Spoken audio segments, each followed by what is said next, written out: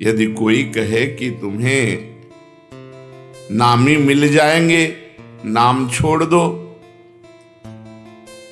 तो इस बात को नाम जापक स्वीकार नहीं करेगा। वो कहता है कि यदि नामी के मिलने से नाम छोड़ना पड़े तो मुझे नामी के मिलने की आवश्यकता नहीं है, मुझे तो उनका नाम ही सदा जपना है। ऐसे नाम प्रेमी से भगवान कितना प्रेम करते हैं वो तो केवल भगवान ही जानते हैं।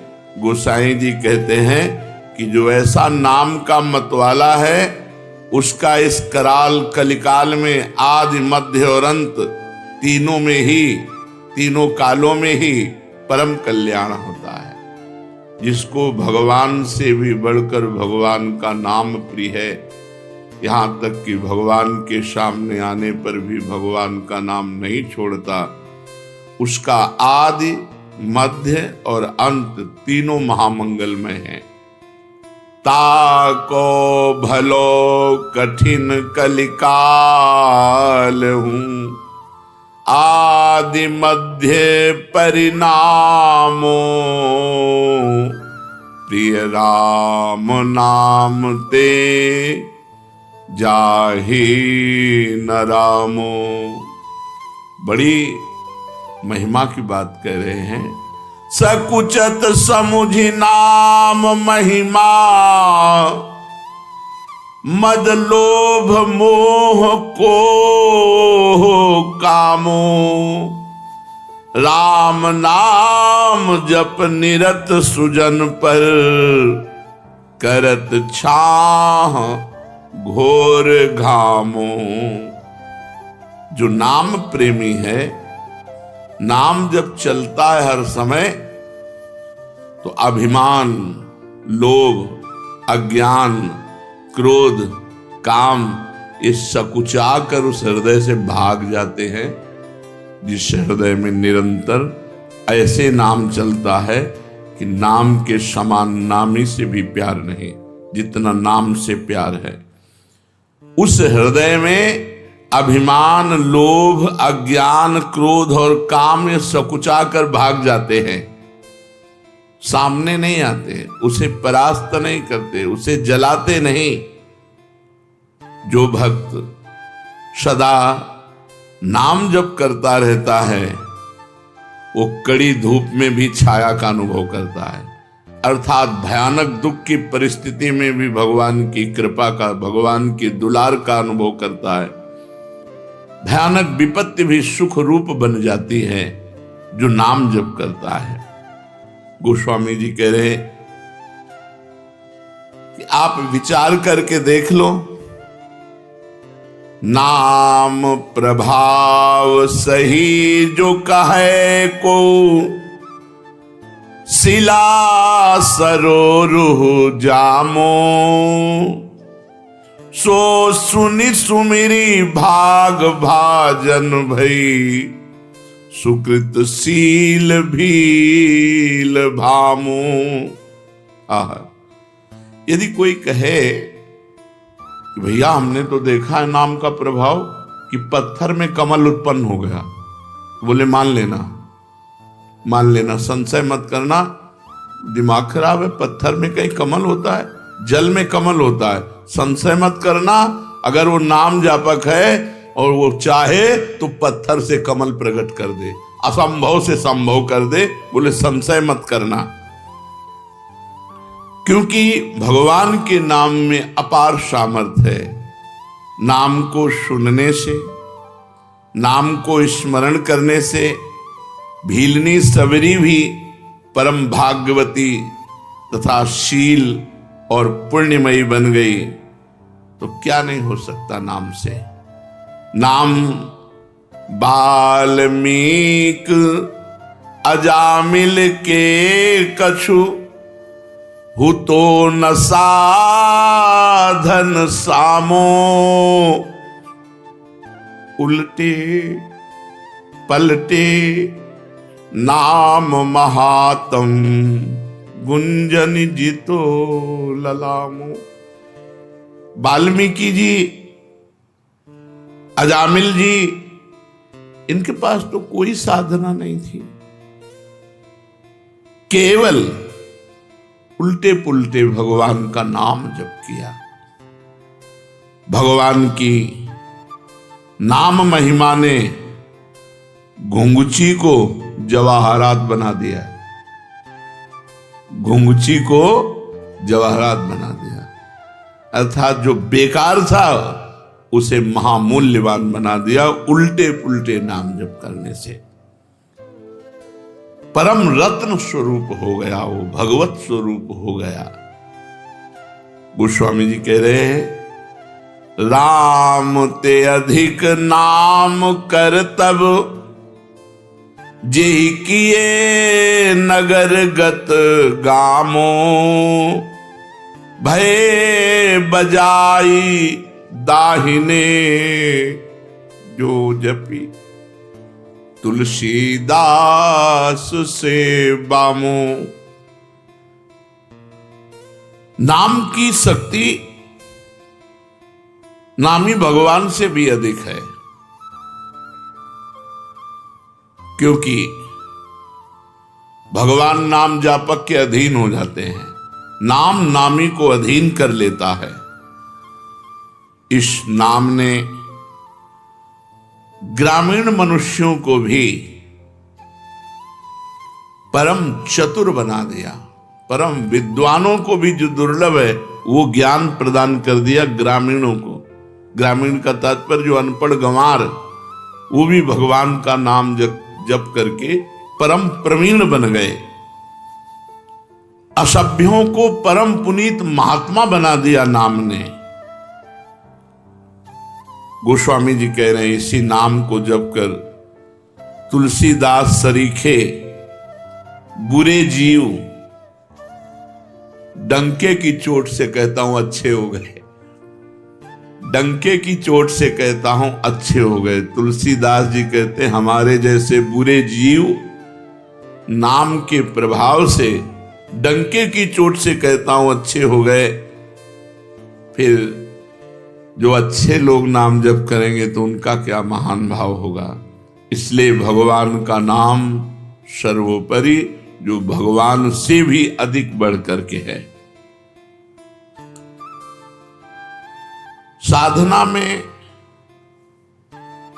शीघ्र लाभ मिले, इसके लिए क्या करना चाहिए? इसमें 3 चीजों की नितांत आवश्यकता है, 3 बातों की नितांत आवश्यकता है, जिससे आपकी साधना शीघ्र बढ़ेगी और फलदायी हो जाएगी। जितने भी भजन विरोधी भाव हैं उनका त्याग करना, चाहे वो व्यक्ति हो, चाहे वो वस्तु हो, चाहे वो स्थान हो, चाहे वो अंदर की वृत्ति हो। वृत्ति, व्यक्ति, वस्तु, स्थान के संग से जिससे हमारा भजन छूटे उसका त्याग कर दे। उस वृत्ति का, उस व्यक्ति का, उस भोजन का, उस वस्तु का, उस पदार्थ का, उस स्थान का, जहां हमें भजन में बाधा पड़ जाए। अगर शीघ्र साधन बढ़ाना है, भगवत प्राप्ति करनी है, तो ये नियम लेना है कि जिस व्यक्ति के संग से भजन छूटे, जिस वस्तु के खाने से भजन छूटे, जिस स्थान में जाने से भजन छूटे, जिस दृश्य के देखने से भजन छूटे, वो हमें सब छोड़ देना चाहिए। शीघ्र आपकी साधना बढ़ेगी और भगवत प्राप्ति के योग्य आपको बना देगी। पहला, वस्तु, व्यक्ति, स्थान जो हमारे भगवत चिंतन को छुड़ाए उससे हमें दूरी बना लेना है। दूसरा, निरंतर भगवत भजन को पकड़े रहना है। जैसे तूफान चले तो पहाड़ का आश्रय ले लेते हैं, कोई मजबूत वस्तु का आश्रय ले लेते हैं, ऐसे कलिकाल और माया का तूफान चल रहा है जो हमें उड़ा करके विषय प्रपंच में फंसा सकता है। तो भगवान के नाम रूपी पहाड़ का आश्रय लिए, राधा राधा राधा, हर समय नाम जप, और भगवान की रुचि उत्पन्न करने वाले वस्तु, व्यक्ति, स्थान का संग। 3 बातें। भगवान का विस्मरण करा दे, ऐसे वस्तु व्यक्ति स्थान के संग का त्याग, निरंतर भगवान के नाम का जप, आश्रय भगवान का इस कोटि से नाम जप द्वारा जैसे तूफान आए तो हम मजबूत वस्तु का, तो यहां तूफान ही चल रहा है, काम क्रोध लोभ मोह मद मत्सर कलिकाल के कराल, जितने भी दुराचार की प्रवृत्तियां हैं ये सब तूफान की तरह आती हैं और साधक को भ्रष्ट कर देती हैं। अगर साधक नाम का आश्रय लिए है तो बच जाएगा। तीसरा, हमें ऐसे व्यक्ति वस्तु स्थान का संग करना है जिसके दर्शन से, संभाषण से, खान पान से, वहां पहुंचने से हमारा भजन होता है। उस स्थान, उस वस्तु, उस व्यक्ति का मुझे संग करना है। अगर ये तीन बातें जीवन में है तो साधना बहुत जल्दी बढ़ेगी और फलदायी हो जाएगी। क्या साधना में प्रारब्ध बाधा पहुंचाता है? हाँ, यदि कड़ाई से भजन करोगे, जिद्दी स्वभाव बना के, कुछ भी हो जाए भजन नहीं छूटने वाला, तो आपका प्रारब्ध भी पीछे हट जाएगा। नहीं, आपका प्रारब्ध आपके भजन को रोक देगा। शरीर पीड़ा, विषय भोग का प्रारब्ध, कोई घटना का प्रारब्ध, कड़ा नियम। जैसे पूज्य राधा बाबा जब त्रिपुर सुंदरी भगवती का अनुष्ठान कर रहे थे तो खड़ाऊं फिसली और अंग टूट गया, पर उनकी साधना में बाधा नहीं पहुंची, तो प्रारब्ध क्षीण हो गया, प्रारब्ध पीछे हट गया और वो साधना सफल हुई। त्रिपुर सुंदरी का जो आराधना का फल है उनको प्राप्त हुआ, देवी का साक्षात्कार हुआ। जब हम साधन मार्ग में चलते हैं तो हमारा बुरा प्रारब्ध आता है, स्त्री आकर्षण के रूप में, गंदे व्यक्ति के रूप में, विपत्ति के रूप में, शरीर रोग के रूप में। यदि हम शिथिलता पूर्वक साधना करेंगे तो बाधित हो जाएंगे, यदि कड़ाई से नियम पूर्वक, मर चाहे जाऊं भजन नहीं छोड़ेंगे, तो हर प्रारब्ध क्षीण होता चला जाएगा और उसकी साधना आगे बढ़ जाएगी। कड़ाई से यदि साधना के नियम पालन किए जाएं तो उसमें प्रारब्ध भी नष्ट हो जाता है, नहीं तो प्रारब्ध भजन मार्ग को छीन कर देगा। कहा जाता है भजन का अभ्यास करो, तो यह अभ्यास क्या है? शरीर को बार बार भगवत सेवा में लगाना, मन को बार बार भगवान के नाम में लगाना, बुद्धि को बार बार भगवान के चरणों में लगाना, इसी को अभ्यास कहते हैं। बार बार शरीर से भगवान की सेवा करो, बार बार मन से भगवान का सुमिरन करो, बार बार बुद्धि को भगवान के रूप चिंतन में लगाओ, भगवान के महत्व में लगाओ, ये अभ्यास है। साधन में तत्परता नहीं आती जैसी आनी चाहिए, उसका क्या कारण है? पूर्ण श्रद्धा नहीं होती, वहां तत्परता नहीं आती।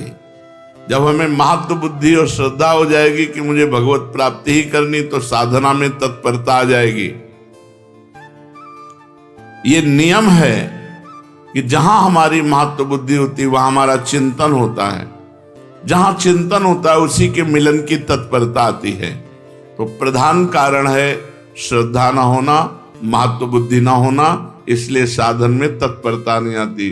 जब इस कोटि का महत्व नाम में हो जाए कि नाम के आगे नामी भी छोटा नजर आवे, जितना नाम से प्रेम है उतना नामी से प्रेम नहीं, इस कोटि की श्रद्धा, तब निरंतर नाम चलता है। साधना में जीवन किसे कह सकते हैं? सरल और साधु। सरल और साधु में जीवन साधना में जीवन होता है। साधना में जीवन, सरल जीवन, साधु में जीवन। संत सरल चित जगत हित जान स्वभाव सने, जिनका स्वभाव होता है संत सरल चित, सरल चित, सरलता और साधुता, ये साधना का स्वरूप है। अगर साधन ठीक कर रहा है तो सरल और साधु स्वभाव वाला होगा। साधु स्वभाव क्या है? कभी किसी से कुछ ना चाहना, निरंतर परहित करना, बड़े से बड़े कष्ट को सह करके भी किसी से सहायता ना लेना, ये सब साधुता के अंतर्गत आता है। एक साधन में फल ना दिखाई दे तो क्या दूसरा साधन करने लगना चाहिए? नहीं, जो साधन गुरु से मिले आजीवन एक ही साधन करना चाहिए। जो साधन को छोड़ते बदलते रहते हैं उन्हें कभी भगवत प्राप्ति नहीं होती।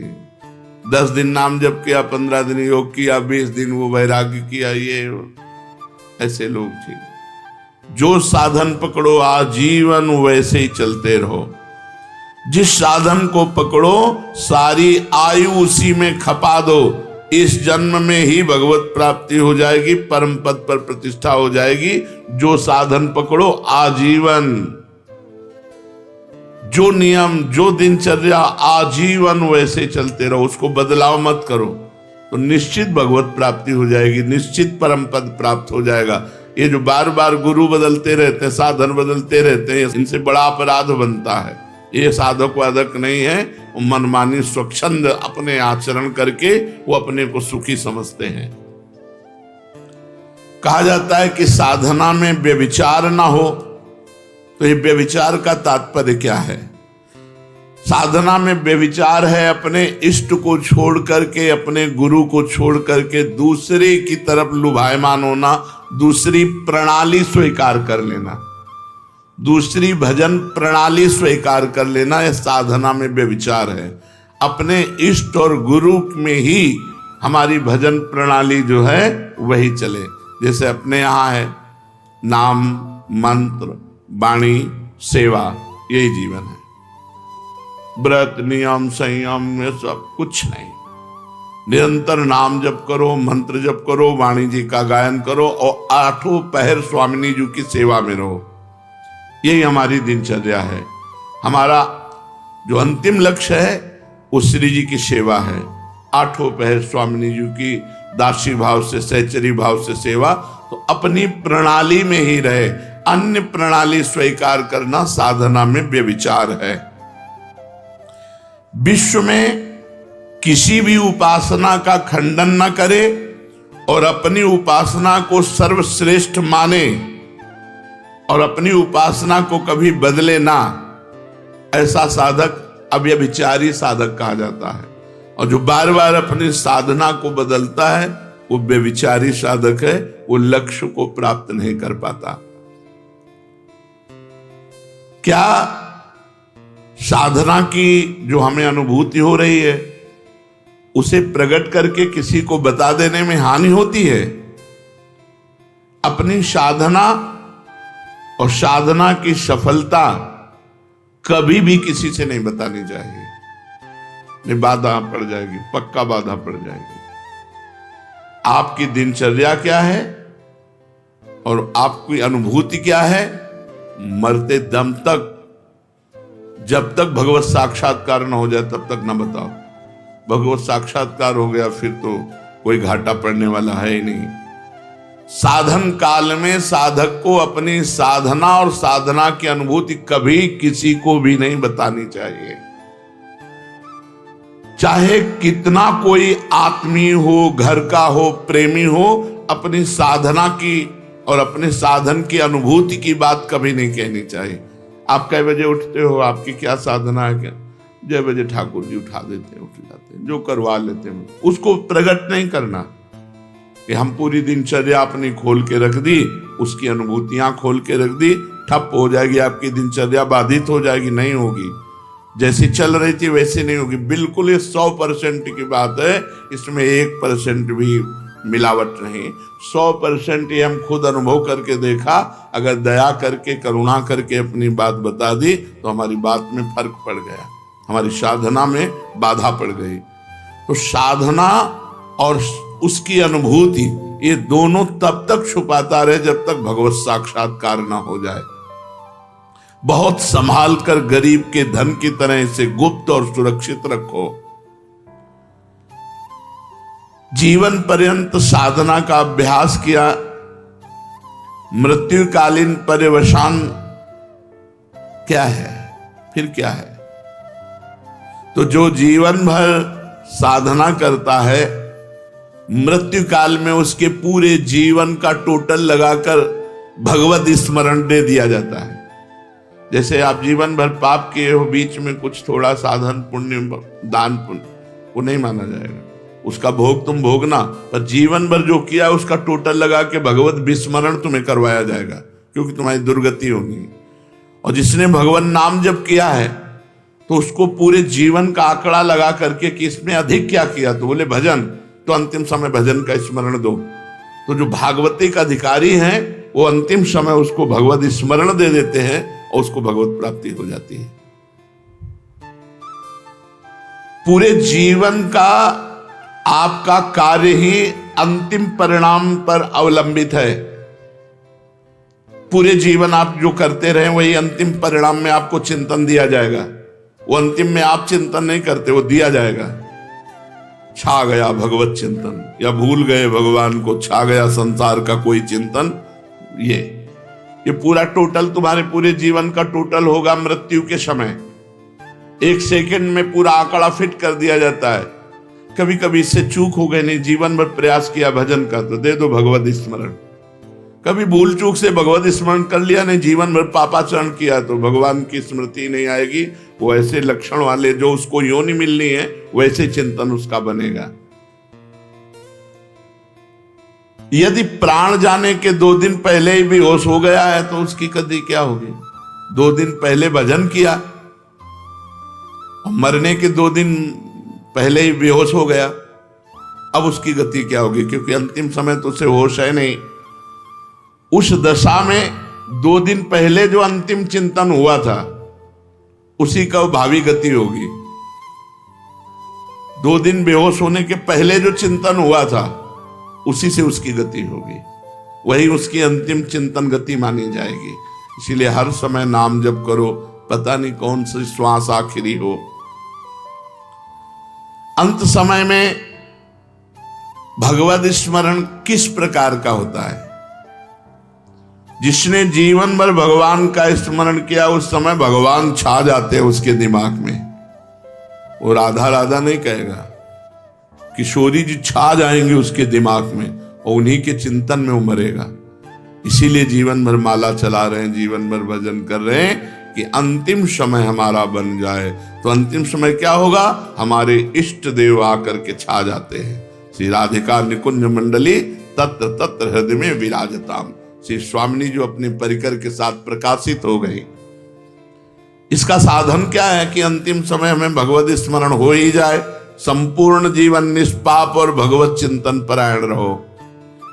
संपूर्ण जीवन निष्पाप, कोई पाप करने की चेष्टा ना करो और खूब नाम जप करो, तो अंतिम समय प्रिया प्रीतम तुम्हारे दिमाग में छा जाएंगे। संपूर्ण जीवन भजन में लगाए तो सांसारिक कार्य कैसे करें? जागतिक कार्य भी तो हैं, व्यापार है, नौकरी है, और भी सब कार्य हैं। आप कहते हो हर समय भजन करे तब अंतिम समय, तो कैसे संभव हो सकता है? स्वकर्मणा तमभ्यर्च्य भगवान ने आदेश किया। भगवान के आदेशानुसार आप चाहे जहां जो भी कार्य कर रहे हैं धर्मयुक्त, वो आपकी पूजा मानी जाएगी।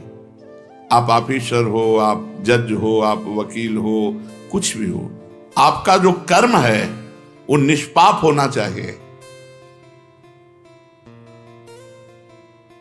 वो धन के निमित्त से दोष को छुपा करके निर्दोषी को दंड दे दे, अपराध बन गया, पाप बन गया। आप अपने धर्म से चूक कर लिए, घूस लेकर के अपराधी को छोड़ दिया और निरपराध को दंड, आपसे पाप बन गया।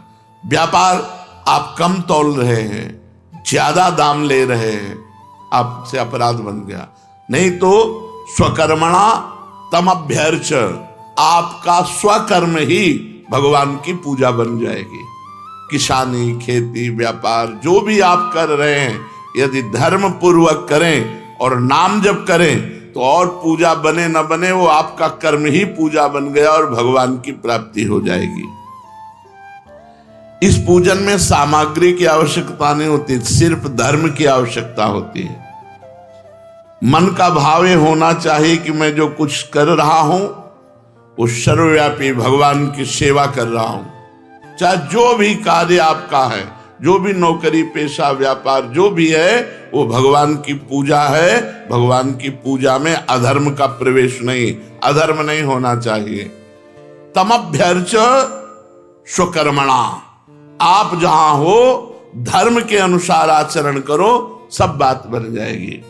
अनंत ब्रह्मांडों का अधिकारी सबको देख रहा है, सबको देख रहा है। आज तुम कर लो मनमानी, पद मिला है, और जब वो तुम्हारे मनमानी का हिसाब करेगा तो फिर तुम झेल नहीं पाओगे, चाहे जो कोई हो, नहीं झेल पाओगे। बड़े बड़े को फैलते हुए देखा है। इसलिए स्वकर्मणा तमभ्यर्च, आपको जो पद मिला है, आपको जो सेवा मिली है, आपको जो अधिकार मिला है, वो भगवान की पूजा है। बहुत होश से करना, उसमें घूस लेना, अधर्म आचरण करना या गरीब को सताना, निर्दोष को सताना, ये बड़ा भारी पड़ेगा। दुखिया को न सताइए, दुखिया देगा रोए, और जब दुखिया के मुखिया सुने तब तेरी गति का होए। भगवान ने गीता जी में कहा है, अपने कर्म को ही पूजा मानो और नाम जप करो। कोई आपराधिक कानून के विरुद्ध आचरण आप मत करो, नहीं तो आज आप पदाधिकारी हो, जब आपका कर्म आपकी बुद्धि को भ्रष्ट करेगा तब आपका पद भी चला जाएगा, आप भी दुर्गति को प्राप्त होंगे। तो निरंतर भजन कैसे हो सकता है? अपने कर्म को भगवान की पूजा मान करके नाम जप करते हुए यदि हम जीवन व्यतीत करें तो भजन में जीवन ही माना जाता है।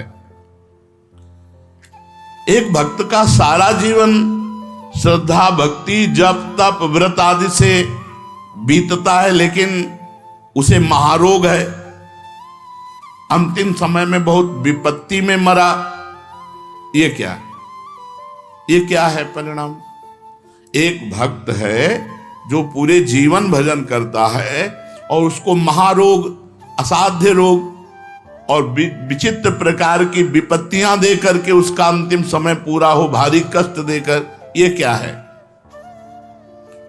उसका अंतिम जन्म है। इसलिए अनेक जन्मों के कर्मों को थोड़ा थोड़ा करके एकत्रित करके उसको भोगवा कर उसका अंतिम जन्म होता है। जो ऐसा भक्त होता है जीवन भर साधन भजन किया, असाध्य रोग हो गया, बड़ी विपत्ति, बड़ा कष्ट, तो उसका अनादिकाल से सृष्टि में जब से उत्पन्न हुआ, अब आखिरी अंत होने जा रहा है, अब वो भगवान को प्राप्त होगा, तो उसके जीवन में वो कष्टों की बौछार हो जाती है। बोले ये कष्ट, ये कष्ट, ये कष्ट। पापी आदमी देखो मौत से घूम रहा है और वो दिन भर भजन करता है तो बड़ा परेशान है, उसके शरीर को बड़ी पीड़ा है, असाध्य रोग है, आदि आदि। तो ये पूर्व प्रारब्ध सब नष्ट हो रहे हैं उसके, क्योंकि उसका अंतिम जन्म है। अचल डटे रहना चाहिए, हिलना नहीं चाहिए, भयभीत नहीं होना चाहिए, श्रद्धा भक्ति से और भजन बढ़ाते रहना चाहिए, कष्ट सहन करना चाहिए।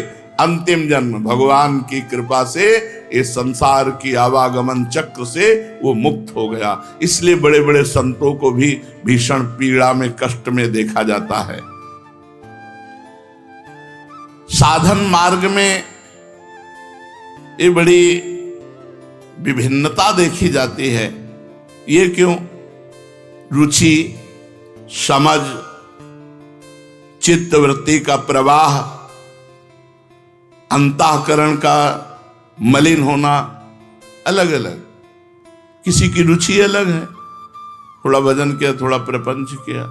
किसी का अंतःकरण मलिन है, किसी की समझ ठीक नहीं है, कोई तीनों गुणों के प्रभाव से प्रभावित रहता है, कोई पूर्व संस्कार से प्रभावित रहता है, कोई नवीन वातावरण से प्रभावित हो जाता। साधक वही है, ना अपनी रुचि, ना अपनी समझ, ना अंतःकरण का प्रभाव, न त्रिगुण का प्रभाव, न पूर्व संस्कार का प्रभाव, न वातावरण का प्रभाव, डट के भजन करे, सबको गिरा दे। ये महाभारत है। डट के भजन करे, इन सबको रौंद डाले, पूर्व संस्कार, प्रारब्ध, ये वो सब। भजन में अपार सामर्थ्य है। अगर थोड़ा बड़ा भजन करोगे तो आपकी रुचि आपको गिरा देगी, भोगों की तरफ है, आपकी समझ आपको गिरा देगी, आपका अंतःकरण मलिन हो आपको गिरा देगा, तीनों गुण आपको गिरा देंगे, पूर्व संस्कार गिरा देंगे, भजन डट के करो और भजन हट के करो। देखो अभी सब पूर्व संस्कार मिट जाएंगे, प्रारब्ध क्षीण हो जाएगा, रोग का प्रभाव नहीं पड़ेगा, समझ ठीक हो जाएगी, रुचि नाम में भगवान में हो जाएगी। तो हम एक शब्द में जानना चाहते हैं कि साधक हम कौन है। किसे कह सकते हैं कि ये साधक है? जिसने अपने सांसारिक बंधनों के काटने के लिए निरंतर नाम जप का नियम ले लिया, वही साधक है। निरंतर नाम जप का नियम जिसने ले लिया, वही साधक है।